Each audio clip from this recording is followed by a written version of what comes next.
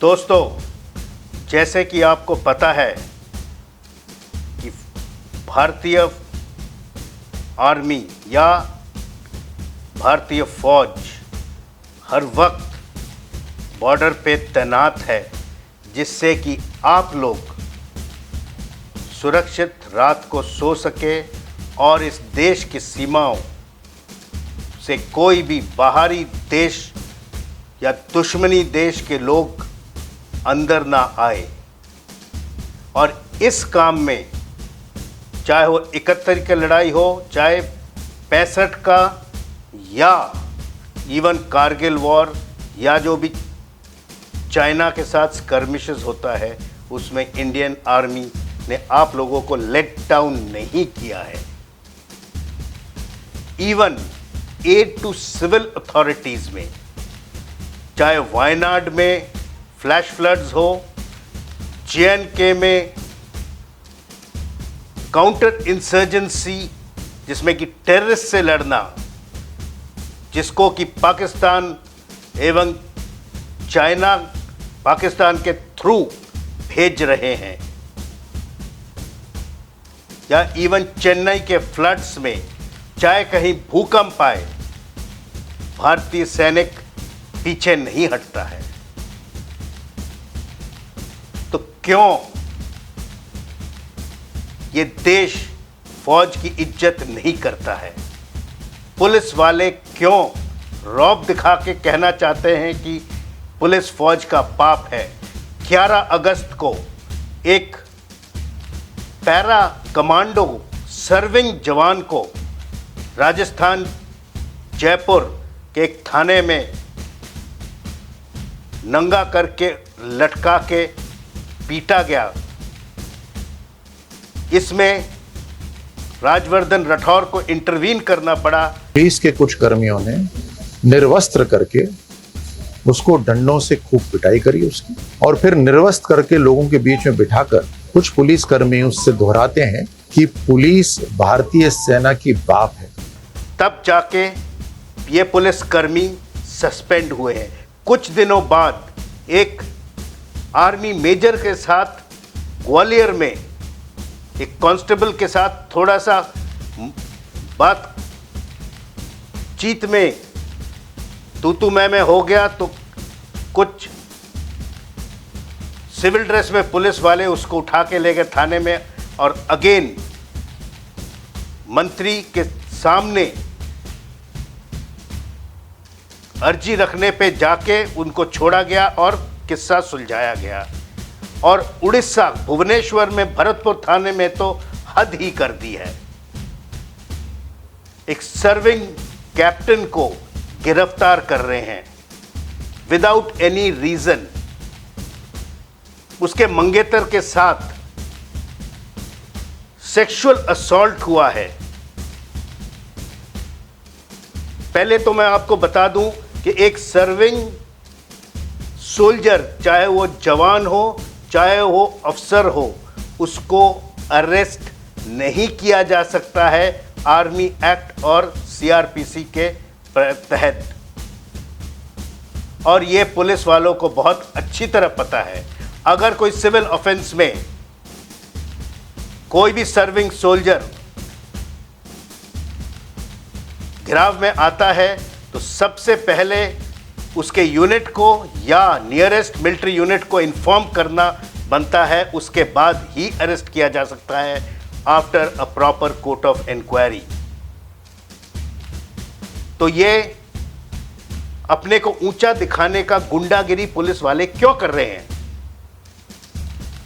और अभी तो मजे की बात है, एक एक्स CBI के चीफ ने चिट्ठी लिख दी अपने आप ही ट्विटर पे डिफेंस मिनिस्टर के लिए, क्योंकि इस केस में जनरल PS शेखावत ने जो स्टेटमेंट और चिट्ठी लिखे हैं, कहते हैं वो गैर कानूनी है, उसके अगेंस्ट कोर्ट मार्शल होना चाहिए।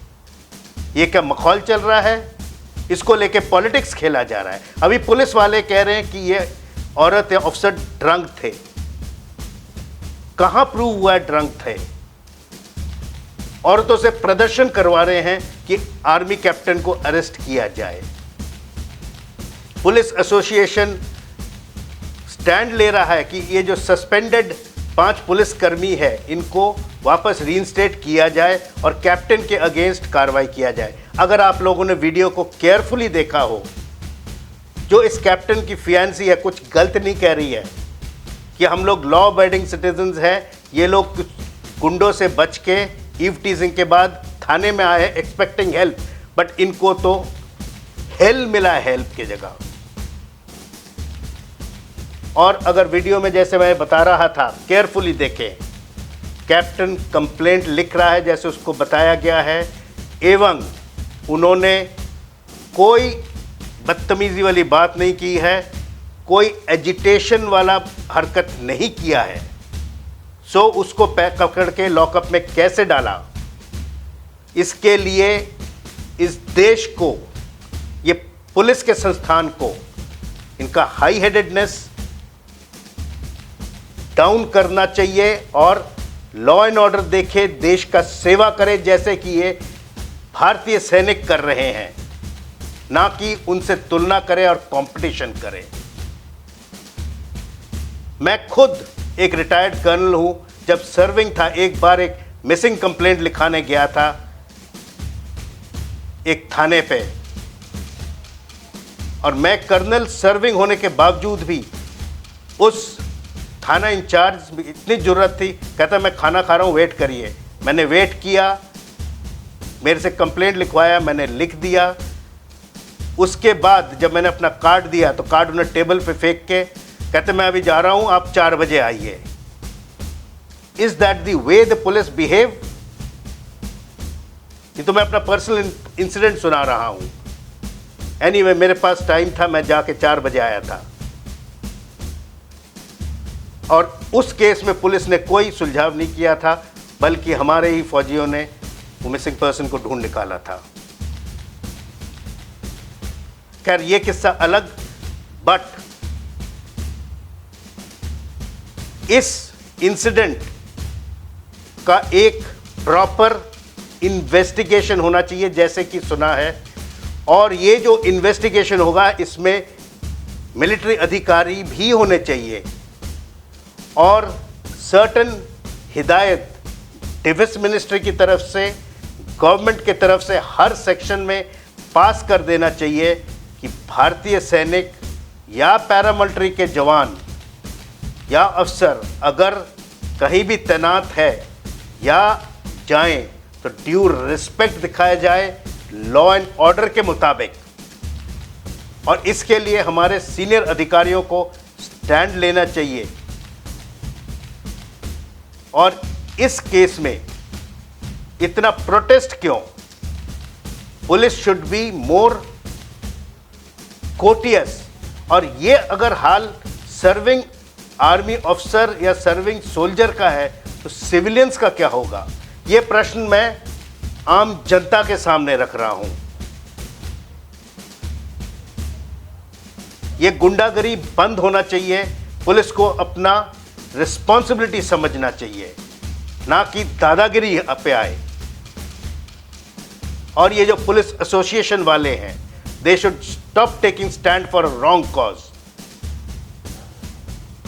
They should not support the wrongdoings of their colleagues. और मेरा ये एक और रिक्वेस्ट रहेगा सीनियर पुलिस ऑफिसर्स से कि कृपया नीचे लेवल के ओहदेदारों को जो थाना में रहते हैं, लोगों से तरतीब से पेश आए, तहजीब से पेश आए, ना कि अपना पावर का इस्तेमाल करें। अगर हर कोई इसी लॉ एंड ऑर्डर के मुताबिक चले जैसे कि हम फौजी चलते हैं, अगर फौज का माथा बिगड़ गया है, अगर जवान को लगा कि उनके कोलीग्स या उनके सीनियर ऑफिसर पे ऐसा प्रॉब्लम आ रहा है, because army is a law abiding organisation, हम लोग राउडिज्म पे नहीं आते। अगर इन लोगों का, जवानों का माथा भड़क गया so they can attack the थाना और इनको पता भी नहीं चलेगा क्या हुआ। But then armed forces people draw a line and want to stay within the law of the nation and not get into gundagardi. So let us all work together and also the police do its responsible work to keep law and order and not show their power and say कि police army का बाप है. Let us curb this attitude of one man up ship to make our country महान again so that we can proudly say मेरा भारत महान. तो मेरा यही एक मैसेज है to everybody. Respect the armed forces, respect your soldier. They will give back everything to you and die for the nation and for you also. Jai Hind.